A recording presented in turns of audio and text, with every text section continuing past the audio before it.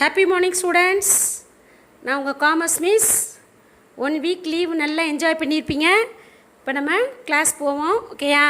Last கிளாஸில் நம்ம chapter 5ல் Hindu undivided family and partnership அந்த லெசன் நம்ம பார்த்துக்கிட்டு இருந்தோம். ஓகேயா? அதில் வந்து இன்ட்ரொடக்ஷன் பார்த்துட்டோம். நெக்ஸ்ட்டு வந்து அதனுடைய கேரக்டரிஸ்டிக்ஸ் பார்த்துட்டோம். அதனுடைய meanings and definition of partnership பார்த்தோம். நெக்ஸ்ட்டு டெஃபினேஷன் ஆஃப் பார்ட்னர்ஷிப் பார்த்துக்கிட்டு இருந்தோம். ஓகேயா?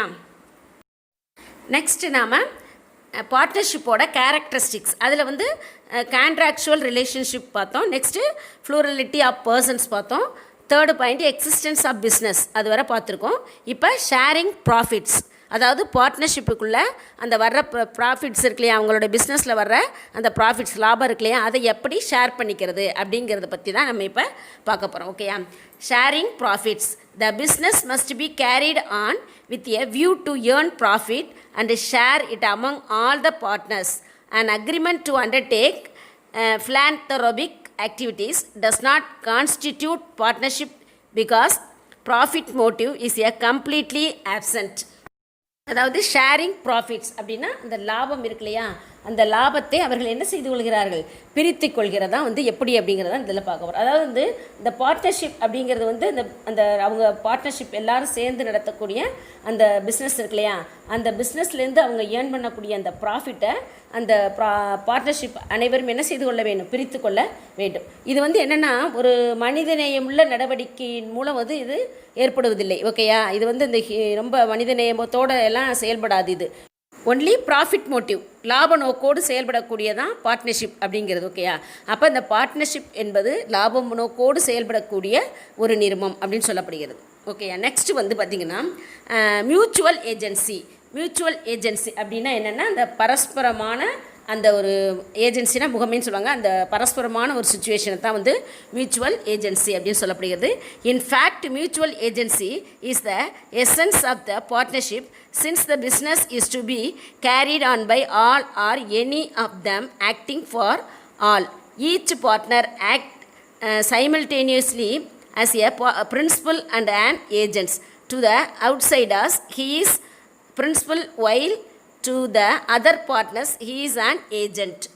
இந்த பார்ட்னர்ஷிப்பை பொறுத்தவரை இந்த மியூச்சுவல் ஏஜென்சி அப்படிங்கிறது ஒரு முக்கியமான ஃபேக்டராக இருக்கின்றது அப்படின்னு சொல்லப்படுகிறது, காரணியாக இருக்கிறது. ஏன்னா அனைத்து இந்த பார்ட்னர்ஷிப் இருக்காங்கல்ல, அவங்க எல்லாம் சேர்ந்தோ அல்லது அனைத்து பார்ட்னர்ஸ்களுக்கும் சேர்ந்து ஒருவரோ யாராவது அவர்களுக்கு எல்லாத்துக்கும் பதிலாக ஒருத்தர் வந்து என்னவாக இருக்கலாம், முதல்வராக, அதாவது தொழிலுடைய தலைவராக இருந்து செயல்படலாம்.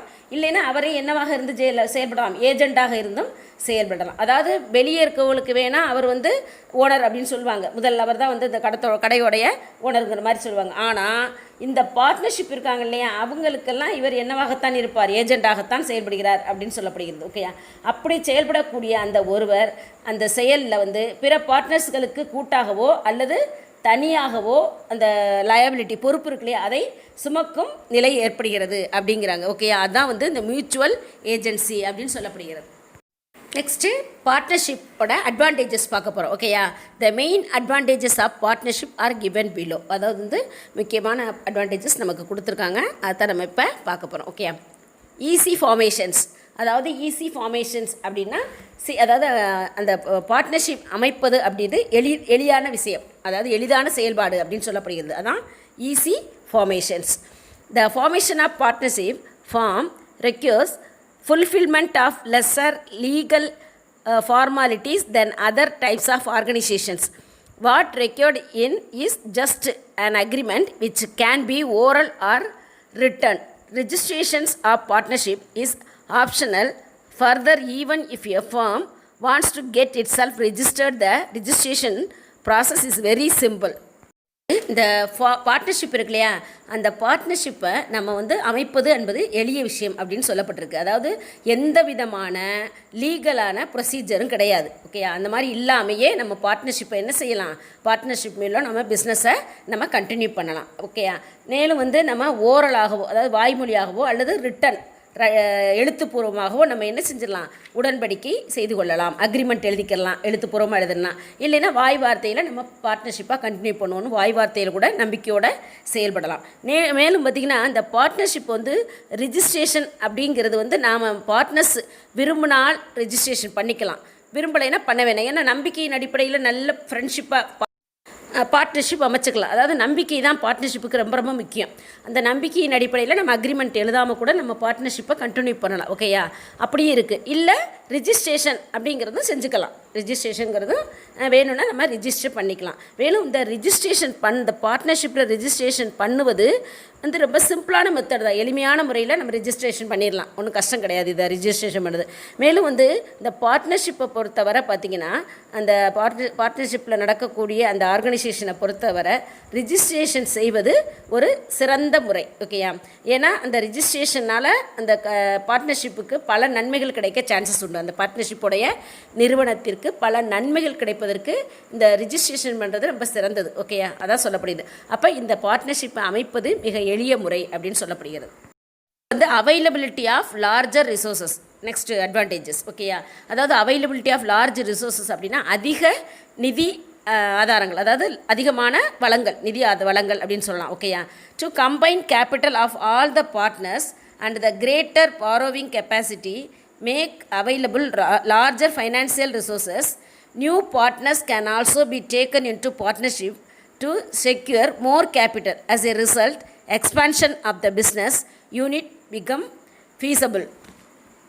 அந்த அவைலபிலிட்டி ஆஃப் லார்ஜர் ரிசோர்ஸஸ் அப்படிங்கிறது பார்த்திங்கன்னா இந்த அனைத்து பார்ட்னர்ஷிப்ஸ் இருக்காங்க இல்லையா, கூட்டாளிகள், அவங்கள்ட்ட ஏற்கனவே ஃபைனான்சியல் ஃபெசிலிட்டிஸ் அதிகமாக இருக்கும் இல்லையா. பார்ட்னர்ஸ் சேர்றாங்கன்னா அவங்க ஒரு போதுமான அளவு அவங்கள்ட்ட என்ன இருக்கும், ஃபைனான்ஸ் இருக்கும். அதுக்கு மேலே அவங்களால கடன் பெறக்கூடிய கெப்பாசிட்டியும் அவங்கள்ட்ட என்னவாக இருக்கும், அதிகமாக இருக்கும்.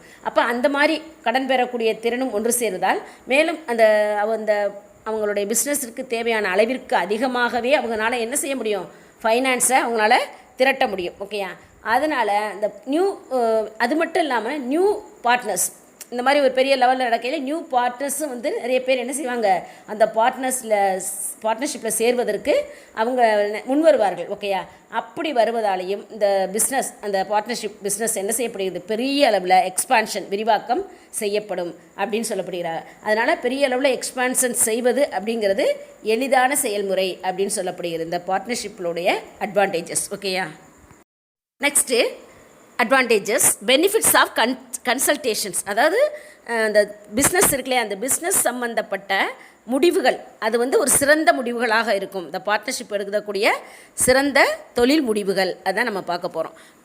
Two heads are better than one. Wise decision can be possible when the issues and the subject matters are thoroughly discussed. There is no place for hasty decisions. இந்த பார்ட்னர்ஷிப்பை பொறுத்தவரை பார்த்திங்கன்னா டூ ஹெட்ஸ், அதாவது 2 பேர் 2க்கு மேற்பட்டவர்களை கொண்டதான் அந்த பார்ட்னர்ஷிப் அப்படிங்கிற ஒரு இதே மெத்தடு இல்லையா. அப்போ அந்த 2 பேர் இருக்கையில் ஒரு பார்ட்னர்ஷிப்பில் மினிமம் 2 பேராவது இருக்கணும் அப்படிங்கிறது தான் பார்ட்னர்ஷிப். அந்த 2 பேர் இருக்கும் பொழுது அவங்க 2 பேரும் சேர்ந்து ஒரு டிஸ்கஸ் பண்ணி ஒரு தெளிவான நல்ல முடிவு எடுக்க முடியும். ஓகே, அப்போ அவங்க விவாதித்து ஒரு சிறப்பான முடிவை எடுப்பதன் மூலமாக அவங்களுடைய அந்த பிஸ்னஸ் என்பது என்னவாக இருக்கும், சக்ஸஸாக இருக்கும் அப்படிங்கிறாங்க. இதனால் இதில் வந்து அவசர முடிவே இருக்காது. 2 பேருங்கையில் நல்லா டிஸ்கஸ் பண்ணி ஒரு தரவுளி நல்ல முடிவாக எடுத்து அந்த தொழிலை சிறப்பாக நடத்துவார்கள். அதனால் அவங்க எடுக்கக்கூடிய முடிவுகள் சிறந்த முடிவுகளாக இருக்கும், தொழில் முடிவுகள் அப்படின்னு சொல்லப்படுகிறது. ஓகேயா, நெக்ஸ்ட் பாயிண்ட் பார்த்தீங்கன்னா division of works and greater managerial efficiency.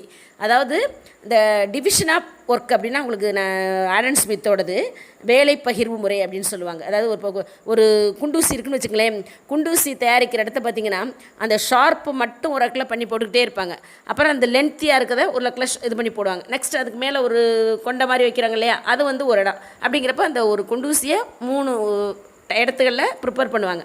அப்படி வரையில் அது வந்து அதான் வேலை பகிர்வு முறை. ஒருத்தர் அதாவது இப்போ டைலரிங் வச்சுக்கோங்க, இந்த கார்மெண்ட்ஸ் இருக்கு இல்லையா, கார்மெண்ட்ஸ் திருப்பூர்லாம் இருக்குது. அதிலெலாம் பார்த்திங்கன்னா சரி, இப்போ ஒரு ஷர்ட் தைக்கிறாங்கன்னா ஷர்ட்டோட காலரை மட்டும் ஒருத்தர் தைச்சி போட்டுக்கிட்டே இருப்பார். அடுத்தவர் 2 கையையும் ஜாயின் பண்ணி போட்டுக்கிட்டே இருப்பார். நெக்ஸ்ட் உள்ளவர் மற்ற அந்த பாடியை ஸ்டிச் பண்ணி போட்டுக்கிட்டே இருப்பார். இந்த மாதிரி பண்ணையில் அந்த ஒன்றையே அவங்க தராவாக பார்க்க அந்த வேலை எப்படி இருக்கும், பெஸ்ட்டாக இருக்கும், வேகமாகவும் வரும், ஸ்பீடாகவும் இருக்கும். அப்போ ப்ரொடக்ஷன் லெவல் இன்க்ரீஸ் ஆகிருக்கும். ஓகே, அந்த மாதிரி இருக்கக்கூடியதான் டிவிஷன் ஆஃப் ஒர்க் அப்படிங்கிறது. அதனுடைய அந்த கிரேட்டர் அந்த உயரிய மேலாண்மை திறன் இருக்கும், மேனேஜரல் எஃபிஷியன்சி அப்படின்னா அதான் சொல்கிறாங்க. இந்த வேலை பகிர்வு மற்ற அந்த மாதிரி இருக்கிறதுனால அந்த இதில் வந்து மேனேஜ்மெண்ட் கெப்பாசிட்டி என்பது என்னவாக இருக்கும், அதிகமாக இருக்கும் அப்படிங்கிறது அந்த 4th அட்வான்டேஜஸ். ஓகேயா? Staggering load of management work can be judicially distributed among the partner according to their experience, knowledge and taste. For example, one partner can look after purchases, another sales, yet another accounting, etc. Thus, when the burden is lightened supervision by each partner over the allocated area of management becomes effective and efficient. This ensures greater managerial efficiency. இந்த 4th advantages பார்த்திங்கன்னா, இந்த partnership வந்து அவங்களுடைய ரொம்ப முக்கியமான அந்த பணியாக என்ன சொல்ல போகிறோன்னா, அவங்க லீகலாக சட்டப்பூர்வமாக கூட்டாளிகளாக அந்த பார்ட்னர்ஷிப்பாக அனுபவம் இருக்கும்பொழுது அவங்களுடைய அனுபவம், அவங்களுடைய அறிவு, அவர்களுடைய ஸ்கில், திறமை இதெல்லாம் வந்து அங்கே என்ன செய்யப்படுகிறது, இந்த பார்ட்னர்ஷிப்பில் பகிர்ந்தளிக்கப்படுகிறது. ஓகேயா? அப்படி அளிக்கப்படுவதன் காரணமாக ஒரு பார்ட்னர்ஷிப்பில் வந்து பர்ச்சேசிங் துறையை கவனித்தல் மற்றும் சேல்ஸ் துறையை கவனிக்கிறது, நெக்ஸ்ட்டு மற்ற அடுத்த ஒரு அந்த அக்கௌண்டிங் செக்ஷன்ஸ் இருக்குல்ல, இது இப்படி எல்லாத்தையுமே கவனித்து கொள்கிறேன். அப்போ ஒவ்வொரு கூட்டாளியும் தனக்குன்னு ஒதுக்கப்பட்ட தனிப்பட்ட வேலையை கேர் எடுத்து பார்க்குறாங்க இல்லையா? அப்படி பார்க்கும் பொழுது அந்த மேனேஜ்மெண்ட் கெப்பாசிட்டி அப்படிங்கிறது அங்கே என்ன ஆகுது, அதிகரிக்கிறது. அதுதான் அந்த டிவிஷன் ஆஃப் ஒர்க் அப்படின்னு சொல்லப்படுகிறது. அப்போ அந்த டிவிஷன் ஆஃப் ஒர்க்கு மூலம் அவங்களுடைய அந்த வேலை அப்படிங்கிறது என்ன செய்கிறது, பரவலாக்கப்பட்டு அந்த தொழில் வந்து எப்படி சிறப்பாக நடத்த அந்த division of work and greater managerial efficiency அது வந்து உதவுகிறது அப்படின்னு சொல்லப்படுகிறது. ஓகேயா? அதான் அட்வான்டேஜஸ் பார்த்திங்கன்னா, ரிடியூஸ்டு ரிஸ்க்கு. அதாவது ரிஸ்க் அப்படிங்கிறது எந்த பிஸ்னஸ்லையுமே இருக்கும் இல்லையா? அதில் முக்கியமாக இந்த பார்ட்னர்ஷிப்பை பொறுத்தவரை அந்த இடர்பாடு அப்படிங்கிறது, இந்த ரிஸ்க்குங்கிறது குறைவாக இருக்கும் அப்படின்னு சொல்லப்படுகிறது. ரெடியூஸ்டு தி ரிஸ்க். ஏன்னா பார்ட்னர்ஷிப்லாம் நல்ல ஸ்கில்லாக திறமையோடு இருக்கிறதுனால அந்த ரிஸ்க்குங்கிறது இதில் கம்மியாக இருக்கும். அது ஒரு அட்வான்டேஜஸ் அப்படின்னு சொல்லப்படுகிறது. அது என்னென்னு பார்ப்போம். The risk of each partner is reduced considerably since the loss sustained by the firm is shared by the all the partners. Reduced risk அப்படிங்கிறது என்னென்னு பார்த்தீங்கன்னா, அந்த பார்ட்னர்ஷிப்பை பொறுத்தவரை அந்த பார்ட்னர்ஷிப்பில் ஒரு ரிஸ்க்கு, ஒரு லாஸ் ஏற்படுதுன்னு வச்சுங்களேன். அந்த லாஸ் ஏற்பட்டாலும் அந்த லாஸை வந்து அனைத்து பார்ட்னர்ஸும் என்ன செஞ்சுக்கணும், ஷேர் பண்ணிக்கணும். எப்படி ப்ராஃபிட்டை எப்படி ஷேர் பண்ணிக்கிறாங்களோ அது மாதிரி லாஸ் வந்தாலும் அவங்க ஷேர் பண்ணிக்கணும். அப்படி ஷேர் பண்ணையில் அவங்களுடைய அந்த லாஸுங்கிற அந்த அளவு வந்து குறையும், அந்த ரிஸ்க்குங்கிறது குறையும். அப்படி குறையிறதுனால அது வந்து கண்டினியூஸாக தொடர்ந்து அந்த ஆர்கனைசேஷன் ரன் ஆகும் இல்லையா? தொடர்ந்து ரன் ஆவதற்கு நிறைய வாய்ப்புகள் உள்ளது. ஏன்னா அந்த லாஸுங்கிறது குறைவாக இருக்கும் அப்படின்னு சொல்லப்படுகிறது. ஓகேயா? அதான் நெக்ஸ்ட் அட்வான்டேஜஸ் பார்த்திங்கன்னா, unlimited liability and credit standing. அதாவது அன்லிமிட்டட் லயபிலிட்டி அப்படின்னா இந்த லயபிலிட்டி பொறுப்புகள் இல்லையா, அது வந்து வரையறா பொறுப்பாக இருக்கும் அப்படின்னு சொல்கிறாங்க. ஓகேயா? அதாவது அதனுடைய கிரெடிட் ஸ்டாண்டிங், கடன் தகுதி அப்படிங்கிறது தான் பார்க்க போகிறோம். அது ஒரு அட்வான்டேஜஸ் அப்படின்னு சொல்லப்படுகிறது. The liability of partner is unlimited since apart from his business assets even his private properties are also available for satisfying the claims of creditors. Hence, creditors may given more loans because they can get back the loan from the personal properties of sole traders. Thus, high credit rating helps sole trader to borrow more funds from suppliers and banks. இந்த ஷோல் ட்ரேடில் எப்படி வந்து அந்த பிஸ்னஸில் வந்து liability அப்படிங்கிறது வந்து அன்லிமிட்டடாக இருக்கோ அதே மாதிரி தான். ஓகேயா? அந்த டெபிட்டாஸ், கடனீந்தோர்கள் இருக்காங்களே அவங்களுடைய கடன்களாக அதில் தீர்க்கிறதா இருந்தாலும் சரி, இந்த பிஸ்னஸ் சொத்துக்கள் அல்லாமல் அந்த பார்ட்னர்ஷினுடைய தனி சொத்துக்களையும் ஈடாக தர வேண்டியும். பார்ட்னர்ஷிப்பை பொறுத்தவரை அவங்களுடைய தனி சொத்துக்களும் இதில் வந்து எடுத்துக்கொள்ளப்படும். ஒரு லாஸ்னால் பார்ட்னர்ஷிப்போட சொத்துக்களும் எடுத்துக்கொள்ளப்படும் அப்படின்னு சொல்கிறாங்க. நெக்ஸ்ட்டு, எனவே இந்த ஷோல் ட்ரேடர் தன்னுடைய சொத்துக்களை ஈடாக அந்த கொடுக்குறது மாதிரி அது கடன் அது எப்படி இருக்கோ அதே போல் தான் இந்த பேங்க்கில் இருந்தோ இல்லை கடன் பெறுபவர்களிடமிருந்தோ கடன் பெறுவது எளிதான ஒன்று அப்படின்னு சொல்லப்படுது. ஏன்னா அவங்க சொத்துக்கள் அதில் இன்வால்வ் ஆகும், அதனால் ஈஸியாக கடன் வாங்க முடியும் பார்ட்னர்ஷிப்பை பொறுத்தவரை. ஓகேயா? அதான் சொல்லுவாங்க. இந்த பார்ட்னர்ஷிப்போடைய அட்வான்டேஜஸ் கண்டினியூஸாக அடுத்த வீடியோவில் பார்ப்போம். ஓகேயா? Thank you students.